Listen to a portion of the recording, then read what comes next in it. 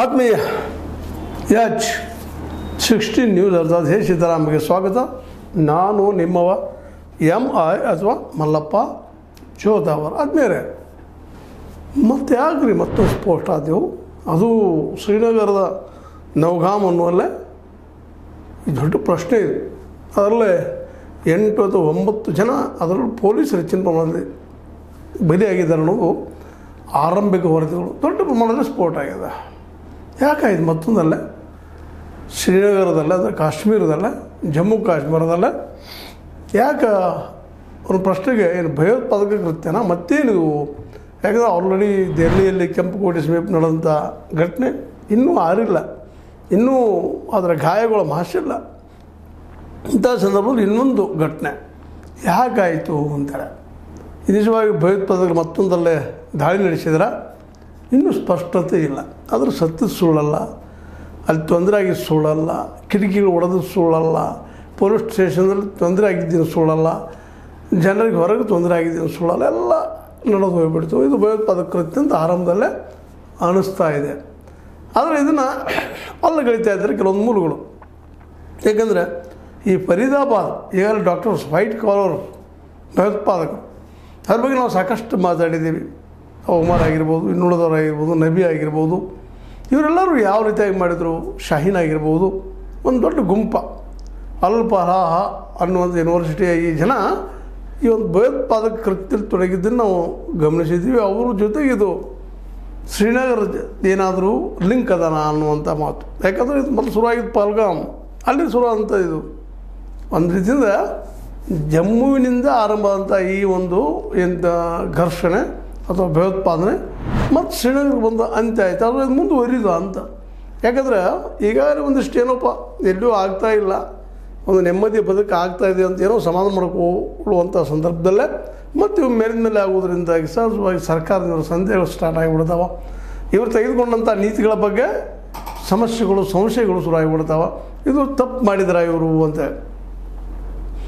ಆದರೆ ಈಗ ಮತ್ತೊಂದಿಷ್ಟು ಮೂಲಗಳ ಪ್ರಕಾರ ಇಲ್ಲ, ಅವೇನು ಸಿಕ್ಕಂಥ 2900 ಕಿಲೋ ಏನು ಅವೆಲ್ಲ ಆಡಿಯಕ್ಸು ಮತ್ತು ಇದ್ವಲ್ಲ ಮದ್ದುಗಳು, ಅವುಗಳನ್ನು ಪರೀಕ್ಷೆ ಮಾಡೋದು ಸಿಡಿತು ಅನ್ನೋಂಥ ಒಂದು ಮಾತು. ಅವು ಸಿಡೋದು ಸ್ಫೋಟ ಆಯಿತು ಅಂತೇಳಿ ಒಂದು ಮಾಹಿತಿ ಬರ್ತಾಯಿದೆ. ಅದು ಎಷ್ಟು ಮಟ್ಟಿಗೆ ಸತ್ಯ ಅನ್ನುವಂಥದ್ದು. ಯಾಕಂದರೆ ಇಲ್ಲಿದ್ದಂಥವ್ರು ಟೆಕ್ನಿಷಿಯನ್ಸ್, ಪೊಲೀಸ್ ಸ್ಟೇಷನಲ್ಲಿ ಇರುತ್ತಿರುವಂಥವ್ರು, ಅದನ್ನು ಅಭ್ಯಾಸ ಮಾಡುವಂಥವ್ರು, ಅದೇನು ಸ್ಫೋಟ ಆಗ್ತದಲ್ಲೇ ಅನ್ನೋದು ಮತ್ತೊಂದು ಪ್ರಶ್ನೆ ಉಳಿತದೆ. ಏನೋ ಬಿಡಪ್ಪ ತಂದ್ರೆ ಅವ್ರು ಪರೀಕ್ಷೆ ಮಾಡ್ತಾಯಿದ್ದಾರೆ, ಮತ್ತೇನೋ ಮಾಡ್ತಾಯಿದ್ದಾರೆ, ಅಷ್ಟು ತಿಳುವಳಿಕೆ ಇಲ್ವ ಅವರಿಗೆ ಪರೀಕ್ಷೆ ಮಾಡುವಲ್ಲೇ ದೊಡ್ಡ ಪ್ರಮಾಣ ಸ್ಫೋಟ ಆಗ್ತದೆ ಅಂತೇಳಿ ಪ್ರಶ್ನೆಗಳು ಬರ್ತಾಯಿದ್ದಾವೆ. ಅಂದರೆ ಇದರ ಅರ್ಥ ಇದರಿಂದ ಮತ್ತೇನೋ ಭಯೋತ್ಪಾದಕ ಕೃತ್ಯದ ಮತ್ತೊಂದಿಷ್ಟು ಅನ್ನಿಸ್ತದೆ. ಒಟ್ಟು ಏನಾರಾಗಲಿ ಈ ಭಯೋತ್ಪಾದನೆ ನಮ್ಮ ದೇಶವನ್ನು ಸುಲಭವಾಗಿ ಬಿಡ್ತದೋ ಇಲ್ಲೋ ಅನ್ನೋಂಥ ಒಂದು ದೊಡ್ಡ ಪ್ರಶ್ನೆ ಮತ್ತೆ ನಿರ್ಮಾಣ ಆಗಲಿಕ್ಕತ್ತದೆ.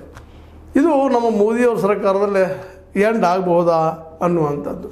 ಯಾಕಂದರೆ ಅವ್ರನ್ನ ಆಯ್ಕೆ ಮಾಡಿದ್ದು, ಅದರಲ್ಲೂ ಜನ, ಇಡೀ ದೇಶದ ಜನ ಆಯ್ಕೆ ಮಾಡಿದ್ದು ಅವರ ನೀತಿಯಿಂದಾಗಿ, ಅದರಲ್ಲೂ ಹಿಂದುತ್ವ ನೀತಿಯಲ್ಲೇ ಜೊತೆಗೆ ಇಲ್ಲಿಯೇ ಉಗ್ರವಾದ ದಮನ ಮಾಡ್ತಾರಪ್ಪ ಅವರು, ಅವರಿಂದ ಮಾತ್ರ ಸಾಧ್ಯ, ಉಳಿದವರಿಂದ ಸಾಧ್ಯ ಇಲ್ಲ ಅನ್ನುವಂಥ ವಾತಾವರಣ ನಿರ್ಮಾಣ ಆಗಿದ್ದೀನಿ ಸುಳ್ಳೇನಲ್ಲ. ಆ ದಿಶೆಯಲ್ಲಿ ಅವ್ರು ಸಾಕಷ್ಟು ಪ್ರಯತ್ನ ಮಾಡಿದ್ದಾರೆ, ದಂಡೋಪಾಯ ಪ್ರಯೋಗ ಮಾಡಿದ್ದಾರೆ, ಎಲ್ಲನೂ ಪ್ರಯೋಗ ಏನು ಸಾಧ್ಯ ಅವ್ರು ಮಾಡಿದ್ದಾರೆ, ಇಲ್ಲ ಅಂತಲ್ಲ.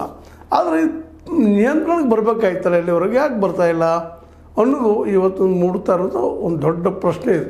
ಯಾಕಂದ್ರೆ ಈ ಪ್ರಶ್ನೆಗೆ ಉತ್ತರ ಹುಡುಕೋದು ಸುಲಭದ ಕೆಲಸ ಅಲ್ಲ.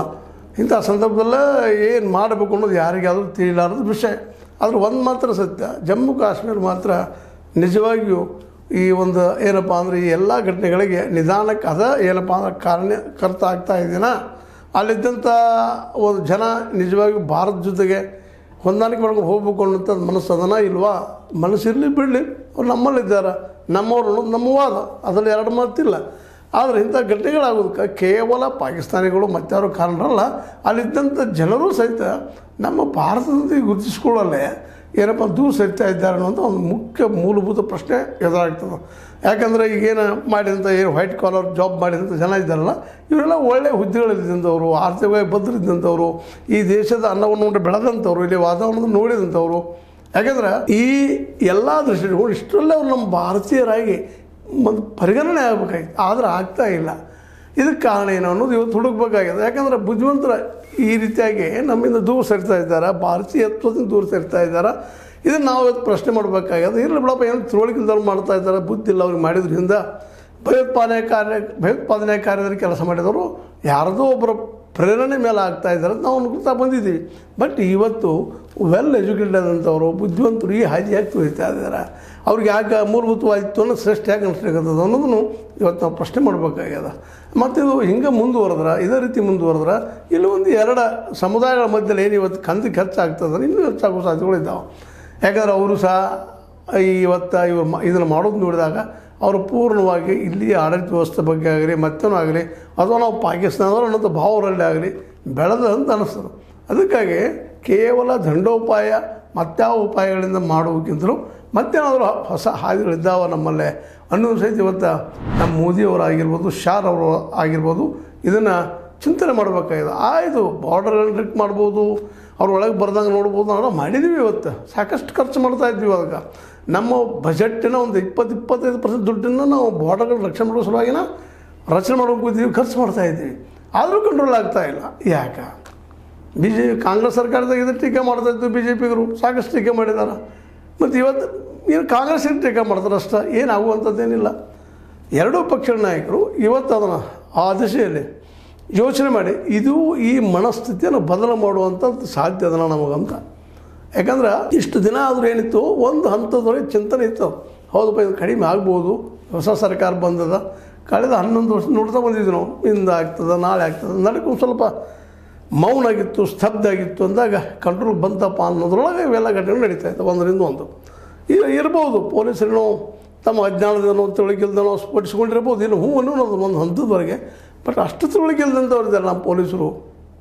ಅಂದರೆ ಸಣ್ಣದಲ್ಲ ಸ್ಫೋಟಕ ವಸ್ತುಗಳು, ಅವ್ರ ಜೊತೆ ಹೆಂಗೆ ವ್ಯವಹಾರ ಮಾಡಬೇಕು, ಏನು ಮಾಡಬೇಕು ಅನ್ನೋ ತಿಳುವಳಿಕೆ ಇಲ್ವ ಇವರಲ್ಲೇ ಅನ್ನೋದು ಒಂದು ಮತ್ತೊಂದು ಪ್ರಶ್ನೆನೂ ಮೂಡ್ತಾ ಇದೆ. ಹೀಗಾಗಿ ಇಲ್ಲಿ ನಡೆದಂಥ, ಶ್ರೀನಗರದಲ್ಲಿ ನಡೆದಂಥ ಮತ್ತು ಫರೀದಾಬಾದ್ದಲ್ಲಿ ಆದಂಥ, ಜೊತೆ ದೆಹಲಿಯಲ್ಲಿ ಸ್ಫೋಟ ಆದಂಥ ಎಲ್ಲ ಘಟನೆಗಳು ಒಂದಕ್ಕೊಂದು ಏನಪ್ಪ ಅಂತಂದ್ರೆ ಮುಂಬರುವ ದಿನಗಳು ಇನ್ನಷ್ಟು ಕಷ್ಟದ್ದಾಗ್ತವೆ, ತೊಂದರೆಗಳಾಗ್ತವೆ, ಜನಕ್ಕೆ ತೊಂದರೆ ಕೊಡುವಂಥದ್ದಾಗ್ತದೆ, ಜನ ಒಬ್ಬರ ನಂಬಿ ಬದುಕುವಂಥದ್ದು ಭಾಳ ಕಷ್ಟ ಆಗ್ತದೆ ಅಂತ ಸಂದೇಶಗಳು ಕೊಡ್ತಾ ಇದ್ದಾವೆ ಅನ್ನೋದ್ರಲ್ಲಿ ಎರಡು ಮಾತಿಲ್ಲ. ಈ ದಿಶೆಯಲ್ಲಿ ನಮ್ಮ ಸರ್ಕಾರಗಳು, ರಾಜ್ಯ ಸರ್ಕಾರ ಇರ್ಬೋದು, ಕೇಂದ್ರ ಸರ್ಕಾರ ಇರ್ಬೋದು, ಏನನ್ನು ಯಾವ ರೀತಿಯಾಗಿ ಇವನ್ನ ಕಂಟ್ರೋಲ್ ಮಾಡಬಹುದು ಅಂತೇಳಿ. ಯಾಕಂದ್ರೆ ಈಗಾಗಲೇ ಅವರ ಬೇರುಗಳ ಅವ್ರ ಮನಸ್ಸಿನ ತುಂಬ ಪಾಕಿಸ್ತಾನದ ಪರ ಆಗಿರ್ಬೋದು, ಧರ್ಮದ ಪರ ಆಗಿರ್ಬೋದು, ಅಥವಾ ಧಾರ್ಮಿಕ ಲಂಡತ್ವದ ಪರ ಆಗಿರ್ಬೋದು, ಅಥವಾ ಮೂಲಭೂತ ವಾಯುತನ ಆಗಿರ್ಬೋದು, ಅವ್ರು ಭಾಳಷ್ಟು ಬೆಳೆದು ನಿಂತದಂತೇಳಿ ಇವೆಲ್ಲ ಘಟನಾವಳಿ ನೋಡಿದಾಗ ಅನ್ನಿಸ್ತದೆ. ಯಾಕಂದ್ರೆ ಒಬ್ಬ ಡಾಕ್ಟ್ರಾಗಿ ಇನ್ನೊಂದು ಜೀವಿಗಳನ್ನ ಉಳಿಸುವಂಥ ಮನಸ್ಥಿತಿ ಇದ್ದಂಥ ಈ ಜನ ಇವತ್ತು ಇನ್ನೊಂದು ಜೀವಿಗಳನ್ನ, ಮತ್ತೊಂದು ಜೀವಿಗಳನ್ನ ತೆಗೆದುಕೊಳ್ಳುವಂಥ ಮಾನಸಿಕ ಸ್ಥಿತಿಗೆ ಬಂದು ನಿಂತಿದ್ದಾರಪ್ಪ ಅಂತಂದ್ರೆ ನಿಜವಾಗ್ಲೂ ಡಾಕ್ಟ್ರು ಕೊಲೆಗಾರರು ಮಾತು ಬೇರೆ. ಬಟ್ ಈ ಮನಸ್ಸು ಯಾಕೆ ಬೆಳೀತಾ ಇದ್ದ, ಇದಕ್ಕೆ ಕಾರಣರು ಯಾರು? ಸ್ವತಂತ್ರವಾದ ಮೀಡಿಯಾಗೆ ಬೇಕಾಗಿರುವುದು ಸ್ವತಂತ್ರ ಧ್ವನಿ. ಆ ಸ್ವತಂತ್ರ ಧ್ವನಿ ಉಳಿಸಲು ನೀವು ಮಾಡಬೇಕಾದದ್ದು ಇಷ್ಟೇ. ಅದೇನಪ್ಪಾ ಅಂತಂತಂದ್ರೆ ನಿಮ್ಮ ಕೈಲಾದಷ್ಟು ಸಹಾಯ ಈ ಚಾನಲ್ಗೆ ಮಾಡಿ ಹಾಗೂ ನಿಮ್ಮ ಧ್ವನಿಯನ್ನು ಕಾಪಾಡಿಕೊಳ್ಳಿ ಅನ್ನೋದನ್ನ ನಾವು ತಿಳ್ಕೊಬೇಕಾಯ್ತು. ಒಂದು ಮಾತು ನಾವು ಮೇಲೆ ವಿಚಾರ ಮಾಡ್ತಾ ಅನೇಕ ಸಲ ಚರ್ಚೆ ಮಾಡಿದ್ದದ. ನಾವು ಎಲ್ಲಿವರೆಗೆ ಅವರು ನಮ್ಮವರಪ್ಪ, ನಮ್ಮ ಜನಪ ಅನ್ನೋದನ್ನು ಅವರ ಮನಸ್ಸಲ್ಲಿ ಬಿತ್ತಕ್ಕೆ ಯಶಸ್ವಿ ಆಗೋದಿಲ್ವೋ ಅಲ್ಲಿವರೆಗೆ ಇದು ನಡೀತಾ ಇರ್ತದೆ ಏನೋ ಅಂತ ಒಂದು ದೊಡ್ಡ ಮೂಲಭೂತ ಪ್ರಶ್ನೆ ಅದ. ಯಾಕಂದ್ರೆ ನಮ್ಮ ಎದುರಾಳಿ ವಿರೋಧಿಯನ್ನು ನಾವು ಮನಸ್ಬೇಕಾಗಿದ್ರೆ ಪ್ರೀತಿ ವಿಶ್ವಾಸ ತೆಗೆದುಕೊಳ್ಳುವ ವ್ಯವಹಾರಗಳಿಂದ ನಾವು ನಮ್ಮೊಳಗೆ ಮಾಡ್ಕೋಬೇಕು ವಿನಃ ಕೇವಲ ಖಡ್ಗದಿಂದ ಅಥವಾ ಬಂದೂಕಿನಿಂದ ಮತ್ತು ಬಾಂಬ್ಗಳಿಂದ ನಾವು ಅವ್ರನ್ನ ಕಂಟ್ರೋಲ್ ಮಾಡ್ತೀವಿ, ನಮ್ಮ ದೇಶದಾಗ ಅವ್ರು ಬರದಂಗೆ ಮಾಡಿ ನಮ್ಮ ಬಾರ್ಡರನ್ನು ರಕ್ಷಣೆ ಮಾಡ್ಕೊಳ್ತೀವಿ ಅನ್ನುವಂಥ ವಿಚಾರಗಳು ಬರ್ತಾ ಒಂದಿಷ್ಟೇನೋ ಒಂದು ಬೂಟಾಟಿಕೆ ಮಾತುಗಳಾಗ್ತಾ ಇದ್ದಾವೇನೋ ಅನ್ನುವಂಥ ಮಾತು ಯಾರಾದರೂ ಅಂತ ಮಾತಾಡ್ತಾರೆ. ಅಧಿಕಾರದಲ್ಲಿದ್ದಾಗ ಕಾಂಗ್ರೆಸ್ ಸಾಕಷ್ಟು ಮಾತಾಡ್ತಾರೆ, ಅಧಿಕಾರದಾಗಿದ್ದಾಗ ಬಿ ಜೆ ಪಿ ಸಾಕಷ್ಟು ಮಾತಾಡಿದರು, ಮತ್ತು ಆದರೆ ಇವತ್ತು ನಡೀತಾ ಇದ್ದಾವೆ. ಯಾಕೆ ಇದಕ್ಕೆ ಸ್ವಯಂವಿಮರ್ಶೆ ಮಾಡೋಕ್ಕಾಗಿದೆ. ಕೇವಲ ಹಿಂದಿನ ಕಾಂಗ್ರೆಸ್ ಸರ್ಕಾರ ಬೀಕಿತ್ತು ಹಂಗಿತ್ತು ಟೀಕೆ ಮಾಡೋದಾಗಲಿ, ಕಾಂಗ್ರೆಸ್ಸಿಗೂ ಈಗ ನೀವೇನು ಮಾಡ್ತಾಯಿದ್ದೀರಿ ನೀವು ಬೇಕಾಗಿರ್ತೀವಿ ಹೇಳೋದಾಗಲಿ ಎರಡೂ ತಪ್ಪು. ಇದ್ರ ಮಧ್ಯದಲ್ಲಿ ಸತ್ಯ ಅಡಗಿದೆ. ಆ ದಿಶೆಯಲ್ಲಿ ಹೊಸ ನೀತಿಯನ್ನು ಅಳವಡಿಸ್ಕೊಳ್ಳೋದು ಭಾಳ ಯೋಗ್ಯ. ಇಲ್ಲಾಂದರೆ ಇವು ಮೇಲೆ ಬಾಂಬ್ ಬೆಳೀತಾ ಹೋಗೋದು ಅಷ್ಟೇ ಅನಿವಾರ್ಯ ಆಗ್ತದೇನೋ ಅನ್ನುವಂಥ ಒಂದು ಭಯ ಇಡೀ ದೇಶ ಭಾಷೆಗಳಲ್ಲಿ ಮೂಡ್ತಾ ಇದೆ. ಇದಕ್ಕೇನು ಮಾಡ್ಬೋದು ಮೋದಿಜಿಯವರು, ನಮ್ಮ ಶಾರ್ ಅವರು ಅನ್ನೋದನ್ನು ನೋಡೋಣ ಅಂತ ಹೇಳ್ತಾ, ಇದು ಈ ಬಾಂಬಿನ ನೆಲಗಟ್ಟಿನಲ್ಲೇ ಒಂದಿಷ್ಟು ಬಂದಂಥ ವಿಚಾರಗಳು. ನಿಮಗೇನು ಅನ್ನಿಸ್ತದೆ? ನಾನೇನೋ ತಪ್ಪು ಮಾತಾಡಿದ್ನ ಹಾಗಿದ್ರೆ ನಮಗೆ ಕಾಮೆಂಟ್ ಮಾಡಿ ತಿಳಿಸ್ರಿ. ಯಾಕೆಂದರೆ ಯಾವುದೇ ಆದರೂ ವಿಚಾರ ವಿಮರ್ಶೆ ನಡಿಬೇಕು, ಚರ್ಚೆ ನಡಿಬೇಕು. ನಮ್ಮ ಎದುರಾಳಿಗಳನ್ನು, ವಿರೋಧಿಗಳನ್ನು ನಮ್ಮವ್ರನ್ನಾಗಿ ಮಾಡ್ಕೊಳ್ಳೋ ಹಾದಿ ಪ್ರೀತಿ, ಪ್ರೇಮ, ವಿಶ್ವಾಸ.